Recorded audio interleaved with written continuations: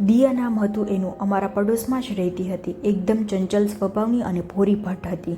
ઉંમર એની 11 વર્ષની હતી, પણ વાતો જાણે ભારતની પ્રધાનમંત્રી હોય એમ મોટી મોટી જ કરતી. એને જોઈને મને વોટ્સએપમાં આવતો હસતો ઇમોજી યાદ આવી જતો. દિયા અને મારો દીકરો ધ્યેય બંને સરખી જ ઉંમરના હતા. એક જ સ્કૂલમાં જોડે હોવાથી દિયા અવારનવાર અમારા ઘરે આવતી. ધ્યેયને દિયાનું પાગલ પણ નહોતું ગમતું. એ કંઈ જ વાતને સિરિયસ લેતી જ ન હતી. એના મમ્મી પપ્પાએ બહુ જ લાડમાં ઉછેરી હતી, એમાં પણ એકની એક, એટલે વધારે પ્રેમ મળ્યો હતો એને જીવનમાં. એકવાર દિયા મારા ઘરે આવી મને ધ્યેય વિશે કહેવા લાગી. આંટી, ધ્યેયને કહેજો કે દુનિયામાં વૈજ્ઞાનિકોની કમી નથી. આખો દિવસ બસ કંઈક ને કંઈક કરતો જ હોય છે પ્રયોગશાળામાં, અને હું જાઉં એની પાસે તો મને કંઈ જ નથી શીખવાડતો. મેં કહ્યું, સારું બેટા, હું એને સમજાવીશ કે એ તને શીખવાડશે હો, કહીને હું મનમાં જ હસી પડી. દિયા બોલી, તમે બહુ જ સરસ છો આંટી. જોજો તમારા ઘેર વહુ આવશે ને એ બહુ જ સુખી થશે. ઓલા કીર્તિબેનના ઘરે ખબર છે ને, તેનો બિચારો શીલા ભાભીને બહુ જ હેરાન કરે છે. દિયાની આવી પંચાયતવાળી વાતો સાંભળીને મનમાં તો ખૂબ જ હસવું આવ્યું. પછી મેં એને મજાકમાં હસતા હસતા કીધું, એક કામ કરને, તો તું જ આવી જાજે ને મારા ઘરે મારી વહુ બનીને.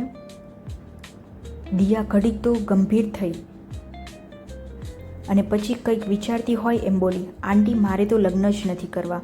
હું તો બસ મમ્મી પપ્પા જોડે જલસા કરીશ, એમને મૂકીને નહીં જઉં. એની આવી મોટી મોટી વાતો સાંભળીને મેં વાત ફેરવી લીધી.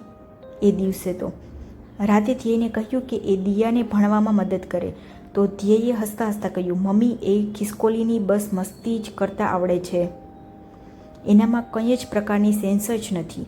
આખો દિવસ હી હી હી હી હી કરતી હોય છે. મેં કહ્યું, એવું ના બોલાય બેટા, પછી ક્યારેક તને એની આવી જ મસ્તી યાદ આવશે. પછી તો સમય પસાર થઈ ગયો અને જાણે દિયાના જીવનમાં વાવાઝોડું આવ્યું. દિયાના મમ્મીને છાતીનું કેન્સર થયું અને જ્યારે ખબર પડી ત્યારે બહુ જ મોડું થઈ ચૂક્યું હતું. આપણા સમાજમાં સ્ત્રીઓની આ જ તકલીફ છે. કંઈક નાનું અમથું દુખે તો એને અવગણવી સારી વાત છે, પણ જ્યારે એ દુખાવો સતત રહેવા લાગે તો તપાસ કરાવવું જ જોઈએ.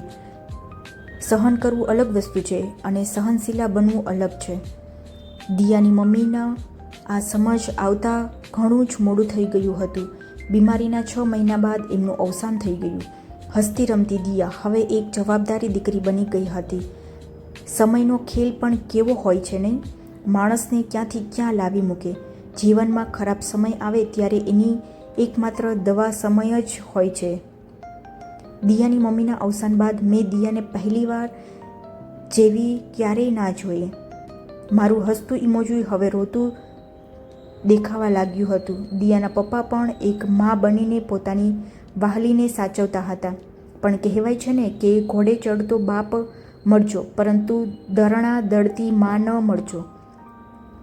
એટલે દિયાના જીવનમાં માની કમી એના પપ્પા કે અમારા જેવા બીજા પડોશીઓ પણ ન પૂરી કરી શક્યા. સમય પણ જાણે વહેતો ગયો.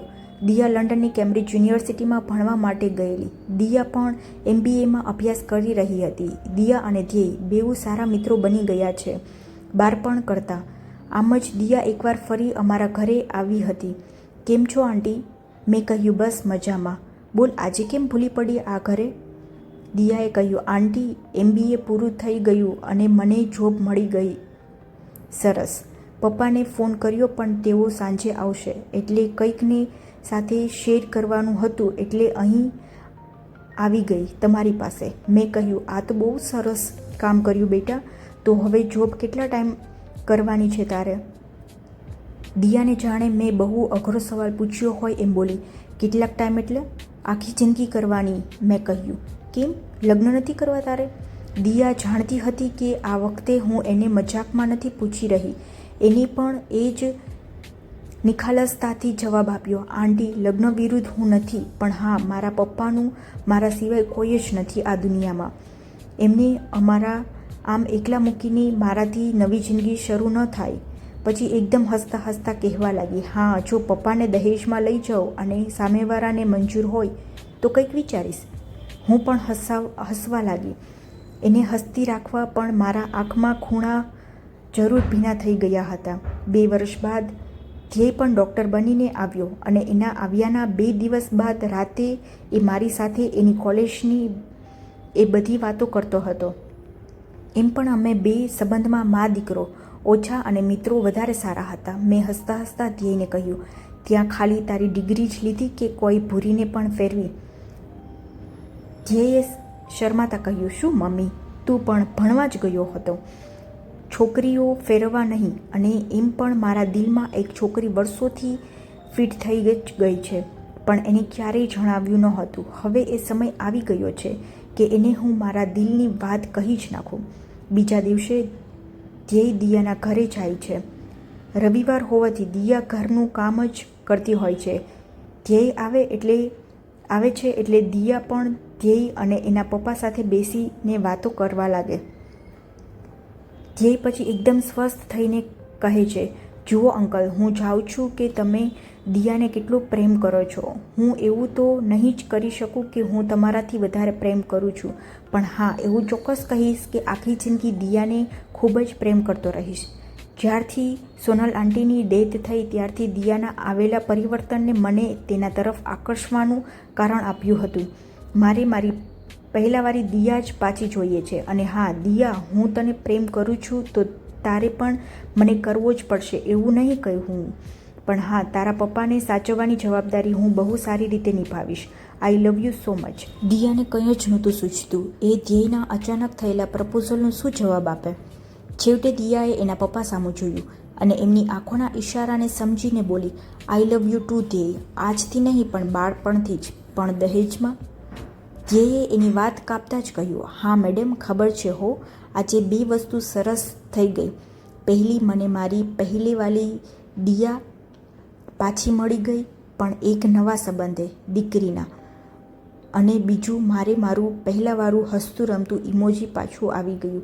મિત્રો, આ હતી એક સરસ મજાની કહાની. અગર તમને ગમી હોય તો તમારા મિત્રો સાથે શેર કરજો અને ચેનલને સબસ્ક્રાઈબ કરજો.